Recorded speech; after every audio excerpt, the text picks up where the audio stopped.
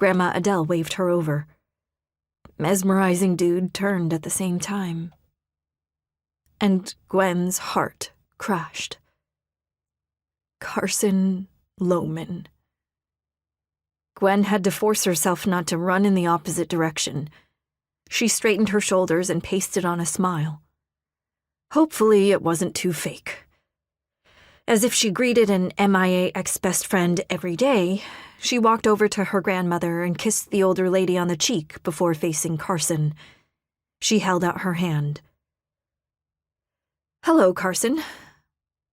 "Carson and Flynn are my +1 and 2, Grandma Adele said, just a little too smug. For a long moment, he stared at her, memories filling bright blue eyes she had tried so hard to forget, but couldn't. He took her hand, his grip firm and warm. "Hi, Gwen. You look lovely." This was not the boy she used to know. Life had etched lines on his face, broadened his shoulders, and... "Gwen," he pulled the teenager forward. "This is my son, Flynn." He had a son. "Dibs!" Flynn said in a stage whisper as he leaned into his dad's shoulder. Gwen barely managed to keep her face straight. Carson's son had his dad's strange sense of humor. "It's very nice to meet you, Flynn." "Ignore this crazy kid."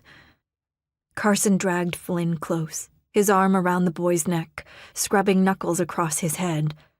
Flynn squirmed, but his father watched her, expecting to find... what? The girl he'd left behind? That wasn't likely to happen. "Hey!" Flynn escaped his dad's hold. "Gwen is the deputy mayor of Angel Point," Grandma Adele bragged, then slyly winked at Gwen. "If you'll excuse me, I see Helen over there. I want to talk to her about your Valentine project." Holy mackerel. After all these years, this wasn't how she'd expected their reunion to go. His expression blank, except for the churning in his eyes. Everything in her wanted to grab a glass of punch and throw it in his face. Instead, she moved to stand beside Carson, watching her grandmother's saucy exit toward Helen and a tall, gray-haired man she didn't recognize. "I understand you're staying at your parents' old place." "Flynn, will you get Miss Olsen?" Turning slightly toward her, he raised a brow. She nodded. "A glass of punch?" Not a good idea, since the urge to fling it at him still lingered. Flynn disappeared. Gwen desperately hoped she would maintain her hard-won composure. Becoming the talk of the town, and not in a good way, wasn't high on her bucket list.